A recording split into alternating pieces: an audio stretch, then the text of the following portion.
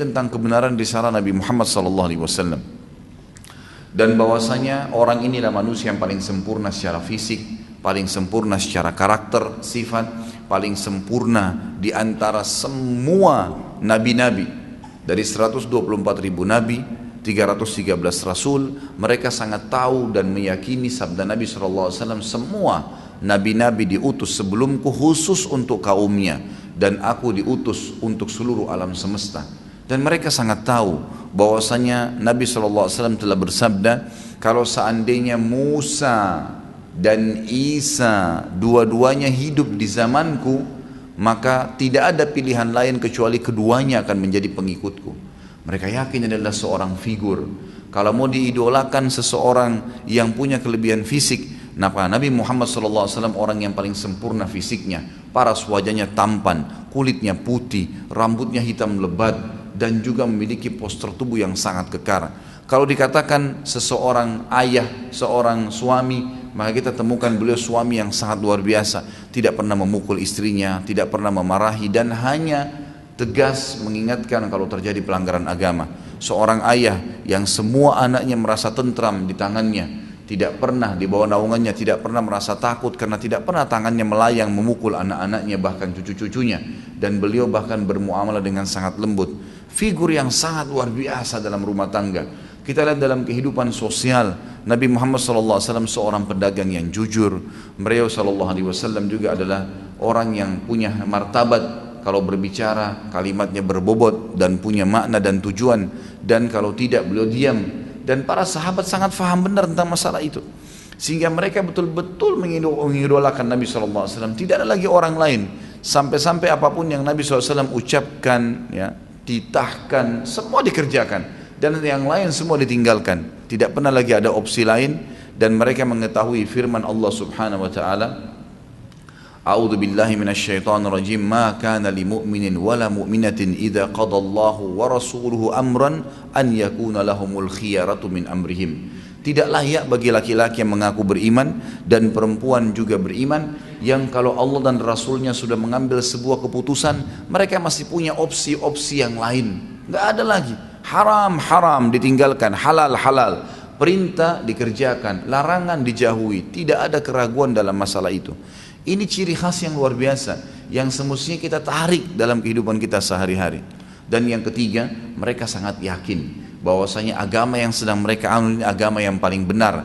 Selain daripada agama Islam, batil, nggak diterima oleh Allah Subhanahu wa taala. Tidak ada yang diterima. Karena Allah yang berfirman dalam Al-Imran, A'udzu billahi minasyaitonir rajim, innad dina indallahil Islam. Agama yang diterima di sisi Allah hanya Islam. Al-Imran juga sama, ayat 85, Allah ingatkan, wa may yabtaghi ghairal islami dinan falan yuqbala min wa huwa fil akhirati minal khasirin. Siapa yang coba-coba pilih selain al-Islam yang dibawa oleh Muhammad bin Abdullah salawatullahi wassalamu alaih, maka itu ditolak, dan dia di akhirat termasuk orang yang rugi. Serta mereka sangat faham firman Allah SWT Al-An'am ayat 125 menjelaskan siapa yang Allah inginkan kebaikan untuknya, Allah yashrah sadrahu lil Islam, Allah akan lapangkan dadanya untuk menganut Islam, mempertahankan sampai dia mati. Mereka sangat faham firman Allah SWT dalam surah Az-Zumar, afaman syarah Allahu sadrahu lil Islami fahuwa ala nurim mir rabbih, al-ayah, bahwasanya siapa yang Allah lapangkan, berikan kesempatan lahir dalam keadaan Islam, lalu atau dia dapat hidayah sementara dia sudah dewasa, lalu dia menganut, mengamalkan, lalu memperjuangkan agama Islam ini sampai mati, maka dia berada di atas cahaya Tuhannya. Para sahabat tidak pernah ragu dengan ajaran Nabi Muhammad SAW. Siksaan demi siksaan yang tertimpa mereka, seruan-seruan Allah dan Rasulnya untuk berjihad membela agama ini dan berdakwah, mereka selalu berada di saf-saf pertama. Dan luar biasa ciri khas ini. Teman-teman sekalian, saya sudah ulangi dan sering saya ulangi kalimat ini di 5 pertemuan kita yang lalu tabligh akbar dari Abu Bakar, Umar, Uthman, Ali dan Talha radhiyallahu anhum ajma'in, dan hari ini insyaallah kita masuk ke tokoh sahabat yang luar biasa, orang yang memiliki keberanian di atas rata-rata, Zubair bin Awam radhiyallahu anhu. Semuanya sahabat-sahabat ini luar biasa, memiliki ciri khas yang saya katakan tadi. Mereka tidak pernah ragu dengan apapun dari 3 tadi, Allah Tuhan, tidak perlu nyembah dan cari Tuhan lain. Rasulullah SAW adalah seorang nabi dan juga Islam ini agama benar sehingga mereka memperjuangkannya. Figur kita pada hari ini, figur atau sosok orang yang luar biasa. Saya waktu membaca tentang kisah beliau, Zubair bin Awam radhiyallahu anhu, terus terang saya melihat diri saya seperti semut yang berada di sebelah gajah, atau bahkan mungkin lebih kecil daripada itu. Bagaimana seorang Zubair bin Awam yang akan kita lihat kiprahnya di medan jihad, luar biasa. Satu orang bisa mendobrak pasukan Romawi 250.000. 250.000 orang didobrak oleh dia. Masuk ke pasukan musuh sampai ke ujung, belakang kembali lagi ke pasukan muslimin. Keberanian yang di atas rata-rata. Saya tidak pernah peperangan Nabi SAW Zubair tidak hadir radhiyallahu anhu, dan setiap kali hadir dalam peperangan pasti berada di depan dan pasti dia yang paling pertama menyerang, subhanallah. Dan tidak pernah dalam penyerangan itu kelihatan sedikit saja masalah sifat pengecut misalnya atau ragu, sama sekali. Luar biasa. Nanti kita akan lihat banyak kisah-kisah yang luar biasa kiprah beliau dalam kancah-kancah peperangan, dan kita sudah bahasakan dari awal sampai Zubair bin Awam ini memang dari Abu Bakar, Umar, Uthman, Ali, dan Talha dan Zubair bin Awam, 6 orang ini memang yang khusus ya. Pada saat Nabi SAW sebutkan hadis yang sudah sering kita sebutkan juga di 5 pertemuan kita yang lalu, pada saat beliau berada di gunung Hira dan beliau mengatakan, tenanglah wahai Hira, pada saat Hira lagi goncang, sesungguhnya di atasmu ada Nabi, ada Siddiq, orang yang terpercaya Abu Bakar, kemudian juga ada syuhada, ada orang-orang yang mati syahid, dan pada saat itu ada Umar, Uthman, Ali, Talha dan Zubair. 5 orang ini semua mendapatkan sabda Nabi SAW, mereka mati syahid. Dan yang luar biasanya, terutama 2 figur yang terakhir, Talha dan Zubair, 2 orang ini begitu mendengarkan sabda Nabi SAW tentang masalah mereka akan mati syahid, semenjak itu tidak pernah ada celah untuk mendapatkan mati syahid kecuali mereka di awal, selalu sengaja malah mencari. Ini luar biasa nih. Berarti begitu yakinnya mereka dengan apa yang Allah dan Rasulnya janjikan sallallahu alaihi wasallam. Jadi ini ciri khas yang luar biasa. Sebelum kita mulai, saya akan berbicara dengan akhwat kita di belakang sana. Ada kata-kata bijak. Kata-kata bijak ini dikatakan di belakang laki-laki bijak, di belakang laki-laki sukses ada wanita yang bijak dan wanita yang sukses. Ternyata akhwat kita tolong garis bawahin, lahirnya kader-kader umat yang luar biasa. Laki-laki yang memimpin umat ini itu di tangan para wanita yang luar biasa juga. Ibu-ibu mereka adalah orang-orang yang luar biasa. Betul-betul kepribadiannya kokoh, keimanannya luar biasa, keyakinannya sempurna, sehingga memang dia mewariskan itu pada anak-anaknya. Dan ini kita lihat pada figur Zubair bin Awam. Zubair bin Awam radhiyallahu anhu ini adalah sepupu Nabi SAW. Ibu Zubair bernama Sofia binti Abdul Muttalib. Sofia ini adalah tante Nabi SAW. Ayah Nabi bernama Abdullah. Di atas Abdullah ada Sofia, kakak perempuannya ayahnya Nabi SAW. Dan anaknya adalah Zubair. Anaknya Sofia adalah Zubair. Tentu di dalam bahasan sirah, kalau teman-teman ikutin, saya sempat menyebutkan Abdul Muttalib kakek Nabi SAW punya 16 orang anak, 10 laki-laki dan 6 perempuan. Dari laki-laki ada yang mendapatkan masa kenabian 4 orang, dan 2 beriman, 2 kafir, Abu Lahab dan Abu Talib yang meninggal dalam keadaan kufur. Sementara Hamzah dan Abbas radhiyallahu anhuma dalam keadaan Islam. Dari kalangan saudara ayah Nabi SAW perempuan yang masuk Islam di awal-awal adalah Sofia binti Abdul Muttalib, ibunya ya Zubair bin Awam. Sofia ini terkenal sangat tegas dengan anaknya. Ketegasan ini bukan kekerasannya, bukan kekerasan, tapi ketegasan. Ini boleh, ini nggak boleh. Dan yang paling merupakan ciri khas Sofia yang terkenal radhiyallahu anha adalah beliau selalu berusaha menghilangkan rasa takut dari anaknya. Tidak boleh ada rasa takut. Dan takut ini hanya boleh kepada Tuhan Allah Subhanahu wa taala. Sehingga Zubair bin Awam tumbuh besar dengan tidak pernah takut.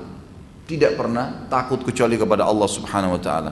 Sama sekali. Kalau cuma sama manusia, sama hewan, semua itu kecil bagi dia. Ayah Zubair tentu meninggal waktu dia masih kecil dan waktu itu belum masuk Islam. Itu data yang saya dapatkan. Tapi yang jelas ibunya sempat masuk Islam. Kepribadian Sofia yang sangat luar biasa semenjak mengucapkan syahadat. Waktu Nabi SAW mengundang seluruh kerabatnya, terutama tante dan pamannya, di rumah beliau SAW, kemudian Sofia mengikrarkan syahadat. Semenjak waktu itu dia termasuk tokoh sahabiat Nabi yang sangat gigih mempertahankan agama. Dan dia lebih banyak fokus mendidik anaknya dalam masalah agama ini. Pokoknya dia menanamkan di diri anaknya Zubair agar menganut agama Islam, dan pada saat itu umur Zubair masih 15 tahun. Masuk Islam di tangan Nabi SAW melalui Abu Bakar. Kemudian Sofia, waktu itu memang dia datang kepada Abu Bakar, lalu Abu Bakar tunjukkan dia untuk bertemu dengan Nabi SAW. Tapi sebelumnya memang ada wasiat dari Sofia untuk dia mengikuti ya Muhammad SAW yang merupakan sepupu Zubair sendiri. Baik, Zubair bin Awam ini beliau lahir 28 tahun sebelum hijrah dan beliau wafat tahun 36 Hijriah, tepatnya tahun 656 Masehiah.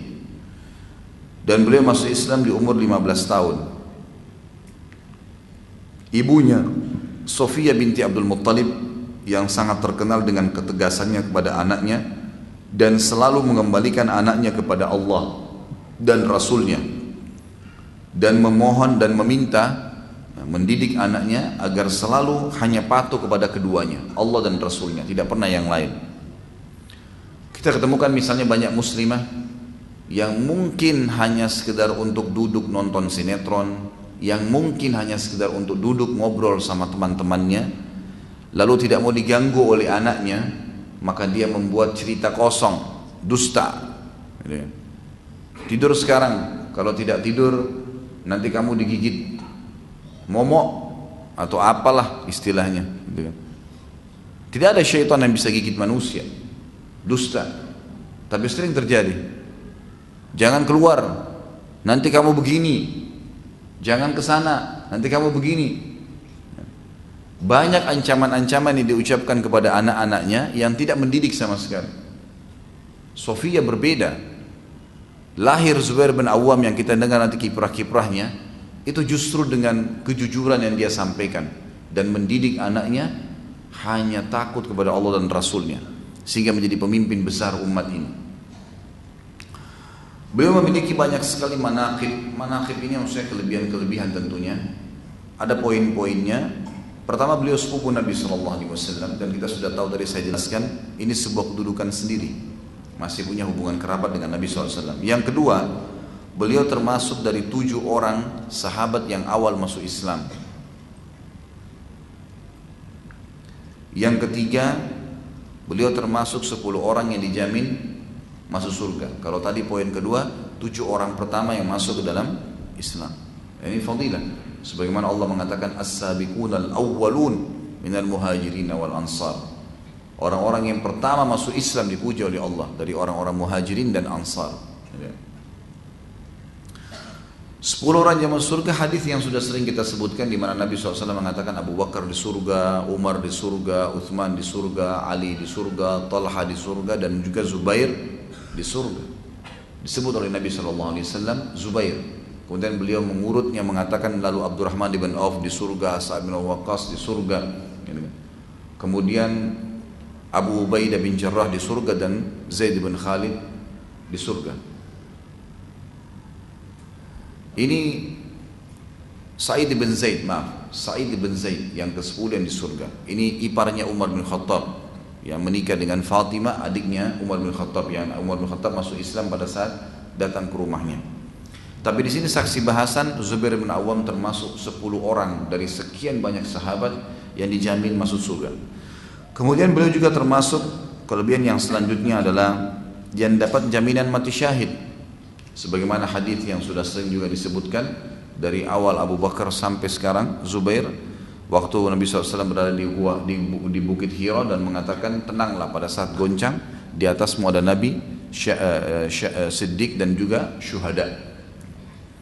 Kemudian selanjutnya yang kelima adalah kelebihan beliau. Jadi yang pertama sepupu Nabi SAW, yang kedua 7 orang awal masuk Islam, yang ketiga 10 orang yang dijamin masuk surga, yang keempat salah satu yang dijamin mati syahid, yang kelima adalah salah satu dari 6 ahli syurahnya Umar. Waktu kita bahas tentang Umar bin Khattab sebelum meninggal, beliau sempat mengumpulkan 6 orang dari sahabat Nabi yang dijamin masuk surga yang tersisa, Uthman, Ali, kemudian Talha, Zubair, Abdurrahman bin Auf dan Sa'ad bin Abi Waqqas radhiyallahu anhum ajma'in.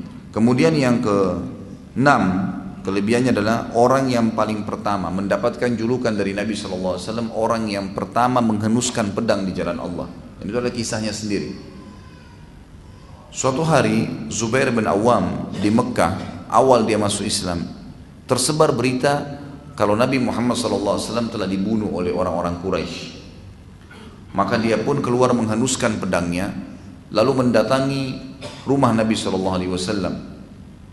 Pada saat dia mengetuk dan dia temukan Nabi SAW membuka pintu, maka dia pun merasa lega, tapi dengan pedang terhenus di tangannya, seperti orang yang siap untuk berperang. Dan waktu itu umurnya 15 tahun. 15 tahun luar biasa seperti pembelaan terhadap Nabi SAW. Lalu kata Nabi SAW, kenapa kau Zubair? Dia bilang, saya dengar ya Rasulullah, Anda dibunuh oleh orang Quraisy. Lalu kata Nabi SAW, memang apa yang kau ingin lakukan? Maka dia bilang, kalau saya tahu ya Rasulullah dan Anda dibunuh, saya akan membunuh pembunuh Anda. Maka kata Nabi SAW, semoga Allah memberkahimu dan memberkahi pedangmu. Artinya nanti kamu akan banyak berjuang di jalan Allah Subhanahu wa ta'ala. Di dalam riwayat yang lain, Nabi SAW menunjuk pedangnya sambil berkata, sungguh pedang ini adalah pedang yang paling pertama dihenuskan di jalan Allah. Kemudian juga yang ketujuh adalah sahabat yang sangat pemberani dan dipuji oleh Ali radhiyallahu anhu. Waktu kita bahas tentang Ali, kalau antum masih ingat, bagaimana Ali radhiyallahu anhu sangat pemberani, luar biasa, gitu kan? Terkenal sekali dengan keberaniannya.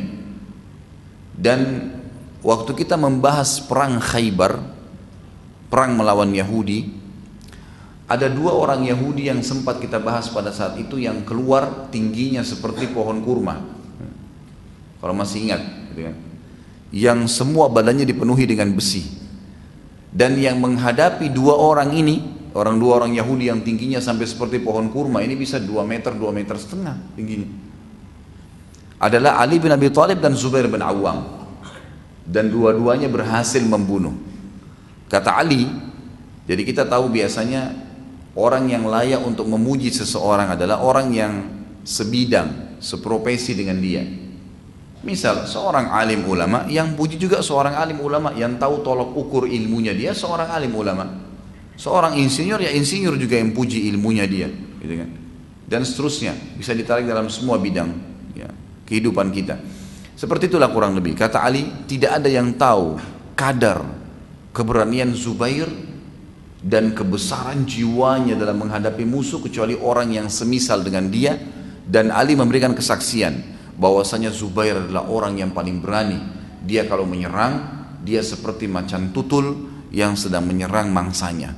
Tidak membiarkan kecuali musuhnya sudah mati, baru dia lepas. Dia mati atau musuhnya mati, gitu kan? Hanya begitu saja perilakunya. Maka sangat terkenal yang luar biasa dengan keberanian ini. Ada ciri khas sendiri ya, ada ciri khas sendiri Zubair radhiyallahu anhu. Dan kita lihat nanti bagaimana kiprah-kiprahnya di kancah peperangan. Kemudian yang ke-8 adalah orang yang sangat rajin bersedekah. Dan ini juga kita sebutkan semua sahabat yang sebelumnya juga begitu. Mereka sangat yakin dengan bersedekah di jalan Allah pasti akan dipanen di akhirat nanti, tidak ragu sedikit pun. Dia memiliki 1000 orang hamba sahaya. Zubair bin Awam punya 1000 orang hamba sahaya. Dan hamba sahaya adalah orang-orang yang didapat dari peperangan, dari ghanimah. Kalau pasukan muslimin menang melawan pasukan kafir, maka yang di pasukan kafir itu menjadi hamba sahaya. Dan hamba sahaya ini punya hukum sendiri dalam agama kita. Mereka menjadi hamba sahaya setiap muslim, bagian daripada para mujahidin. Dan dianjurkan setiap mujahid mendidik mereka, memperlakukan mereka dengan baik, memberikan pakaian, makanan, dan mendidik mereka Islam. Kita temukan banyak sekali ulama-ulama Islam asalnya dari hamba sahaya, seperti Nafi', Maula Abdullah bin Umar. Sampai ulama hadis mengatakan orang yang paling sanad dalam hadis itu sanad emas namanya, jalur emas dalam menyampaikan hadis Nabi adalah Imam Malik dari Nafi'. Ini bantan budaknya Abdullah bin Umar, dari Abdullah bin Umar dari Nabi SAW. Ini dikatakan sanad emas. Nafi' ini adalah bekas budak, dibebaskan oleh Abdullah bin Umar dan dididik menjadi kader. Jadi Islam memang ada hamba sahaya, ada perbudakan, tapi budak ini bukan seperti yang dibayangkan, dicambuk seperti banyak orang-orang lain melakukannya, dihina, dipekerjakan keras. Ini semua tidak ada dalam Islam, tapi yang ada adalah dididik dalam Islam. Dan memang mereka punya hukum-hukum sendiri, seperti misalnya mereka bisa diperjualbelikan, dan yang lebih besar daripada itu hukum Allah SWT dianjurkan untuk membebaskan mereka. Kita temukan misalnya selalu ada kalimat fatahrirur raqabah, selalu kita temukan ada bebasin budak. Contoh, zakat mal. Salah satu alokasi zakat mal adalah ar-riqab namanya, pembebasan budak. Jadi kita bisa nebus budak, itu bebasin budak dengan zakat mal. Kemudian juga budak bisa dipakai untuk membayar kafarah, denda dalam Islam, seperti kasus orang berhubungan biologis di siang hari Ramadan kayak sekarang misalnya, insya Allah tidak terjadi. Ada orang berhubungan suami istri, batal puasanya karena melakukan hubungan biologis, maka kafarahnya, dendahnya, dia harus berpuasa 2 bulan berturut-turut. Kalau dia nggak bisa, pertama dia bebasin budak. Kalau dia tidak bisa, maka dia berpuasa 2 bulan berturut-turut. Kalau dia tidak bisa, maka dia memberikan makan 60 orang miskin. Tapi ada di sini pembebasan budak, dijadikan sebagai tebusan sehingga mereka bebas. Gitu. Ada juga orang yang sumpah mengatakan demi Allah misalnya, tapi ternyata dia salah, keliru. Ada kafarahnya bebasin budak, atau memberikan makan atau pakaian 10 orang miskin, atau berpuasa 3 hari. Kita lihat ada pembebasan budak, gitu kan? Dan banyak hukum-hukum syar'i. Bahkan setiap budak ada namanya hukum dalam fikih kita, namanya mukatabah. Mukatabah itu seorang budak bisa datang kepada tuannya dalam Islam dan berkata, saya mau bebas, tapi saya ingin tebus dengan cara menebus diri saya. Maka tuannya mengatakan boleh, silahkan. Kalau mau bayar kepada saya misalnya 10 juta. Budaknya bilang, baiklah, saya akan bayar setiap bulan 1 juta. Berarti 10 bulan saya bebas. Kalau sudah sepakat, maka setiap bulan dia tinggal menyetor kepada tuannya. Kemudian 10 bulan kemudian dia bebas, gitu kan.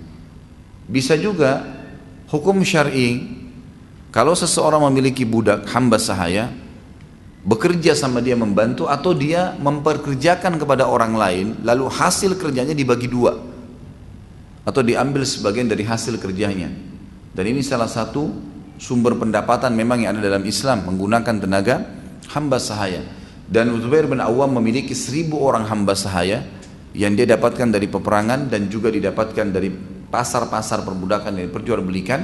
Kemudian dia pekerjakan, dan hasil yang diambil, yang diserahkan oleh hamba-hamba sahayanya dari setengah pendapatan mereka, itu semuanya disedekahkan di jalan Allah.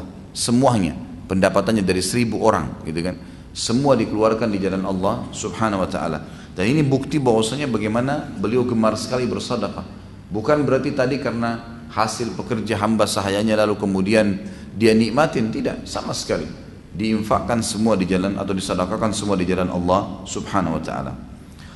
Zubair bin Awam memiliki cukup banyak anak keturunan.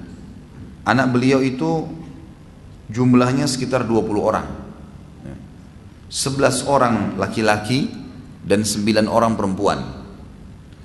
Dan beliau menikah dengan 7 orang wanita. Tentu ada yang meninggal kemudian menikah lagi, karena tidak boleh menikah lebih dari 4 bagi laki-laki dalam Islam. Tapi wanita-wanita yang hidup, yang terlihat dalam kehidupan Zubair bin Awam ada 7, disebutkan dalam sejarah. Ada pada saat beliau meninggal, memang 4 orang yang bersama beliau. Tapi setiap meninggal atau beliau misalnya terpisah, saya tidak temukan riwayat beliau cerai ya. Yang kemungkinan besar adalah istrinya meninggal lalu kemudian beliau menyempurnakan poligaminya dengan 4 istri. Sampai beliau meninggal dengan kondisi meninggalkan 4 orang istrinya. Dan dari wanita-wanita inilah, dari 7 orang wanita yang terlihat dalam hidup beliau, 6 orang sempat melahirkan anak buat dia, dan yang satu, ya istri terakhirnya itu tidak sempat memiliki anak. Misal saya berikan atau saya susun di sini data, tentu di buku-buku, di buku yang teman-teman pegang tidak ada data ini ya, tidak selengkap ini saya tambahkan. Istri beliau yang pertama adalah Asma binti Abi Bakar, anaknya Abu Bakar radhiyallahu anhu. Asma yang terkenal ya, Zatu Nitaqain, mendapatkan julukan 2 orang yang memiliki, atau 1 orang yang memiliki 2 ikatan pinggang. Jadi Asma binti Abi Bakar inilah yang membawakan makanan dan minuman untuk Nabi SAW dan ayahnya Abu Bakar pada saat Nabi SAW dan Abu Bakar bersembunyi di mana? Gar Thur ya, di Gua Thur, di Gunung Sur maksud saya, waktu mau hijrah ke Madinah. Jadi dialah yang datang ke sana untuk membawa makanan. Ya, Asma binti Abi Bakar ini menikah dengan Zubair bin Awam. Dari Asma, Zubair dikaruniai 8 orang anak, 5 laki-laki dan 3 perempuan.